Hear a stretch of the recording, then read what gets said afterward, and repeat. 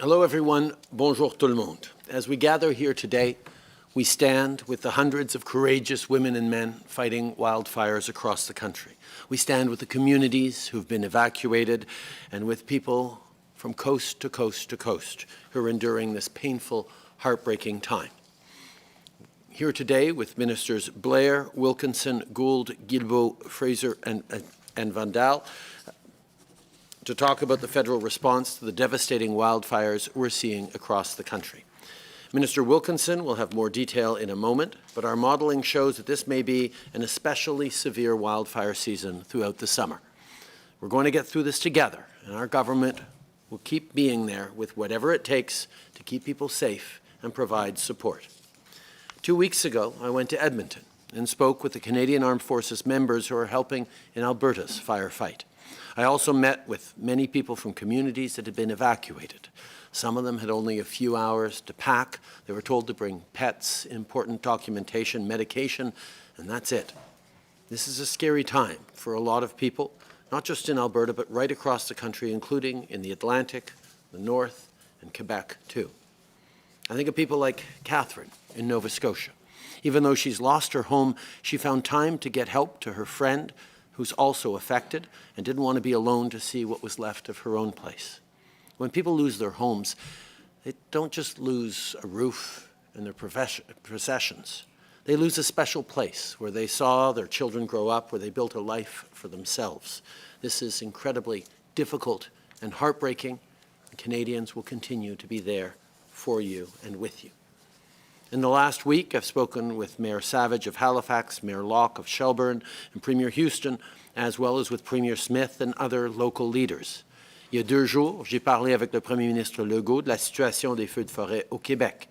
J'ai aussi parlé avec le maire de cette île, Steve Beaupré, la mairesse de Chapet, Isabelle Lessard, et le chef de Ouachat-Macmani-Netam, Mike McKenzie. On a parlé de la situation sur le terrain. Comme vous le savez, des membres des forces armées sont déjà déployés pour aider. Il y a plusieurs feux qui sont imprévisibles, donc c'est très important d'écouter les autorités locales pour s'assurer que tout le monde reste en sécurité. Like I said, our government is here to help. So far, we've approved 3 requests for federal assistance in Alberta, in Nova Scotia, and in Quebec. This includes deploying Canadian Armed Forces members for things like personnel to aid in firefighting roles, airlift resources, and engineering support. Minister Blair will go into more detail about the status of this work in a moment on what we're doing to keep people safe right now. Year after year, with climate change, we're seeing more and more intense wildfires, and in places where they don't normally happen. That's why we've invested to train more community-based firefighters across the country. For example, we've worked with the Yukon First Nations Wildfire Partnership to train 130 wildland firefighters in Yukon and northern British Columbia. In Newfoundland and Labrador, we partnered with the Innu Nation to train community members. In Manitoba, in Ontario, and in many other places, our support allowed more firefighters to be trained. And last week, we announced that through the Wildfire Training Fund, we're supporting over 300 Indigenous firefighters and 125 Indigenous fire guardians to be hired and trained this season. À travers le Centre interservices des feux de forêt du Canada, on coordonne nos efforts avec d'autres pays pour lutter contre les feux de forêt ici et à travers le monde.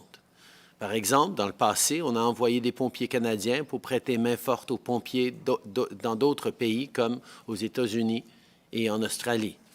Et comme on fait face à des feux très intenses chez nous cette année, on reçoit de centaines de pompiers d'autres pays pour soutenir nos efforts. Specifically, I want to thank US, Australia, New Zealand, South Africa, and France for the firefighters they've already sent and will continue to send over the coming days and weeks. And on top of that, we're engaging further with other international partners about more reinforcements over the coming weeks. Before I end, I know there's a lot of Canadians who are asking how they can help too. The federal government and the government of Alberta are coordinating a donation matching program with the Canadian Red Cross 2023 Alberta Fires Appeal. So every dollar donated will become $3 in support to those affected by wildfire in Alberta. And as announced last week, we will set up similar donation matching programs to help people in the Northwest Territories and in Nova Scotia. This is a difficult time for many Canadians. If you have friends or family members who are affected, it's important to continue being there for one another. I want to thank the volunteers, first responders, CAF members, and of course the firefighters who are doing their work like the true professionals they are. I know that firefighters are often away from their family. I was talking with the CDS, the Chief of Defence Staff, about how some CAF members are personally affected by fires. Some have had their homes damaged, some have seen their families evacuated.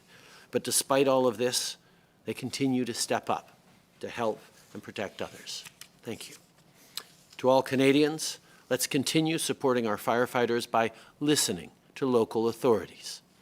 And across the board, whether it's with members of the armed forces, to Parks Canada resources, to firefighters and equipment, the Coast Guard, Health Canada, and the Service Canada support, which Minister Gould will speak about shortly, our government is standing up support to keep people safe today and for wildfire seasons to come.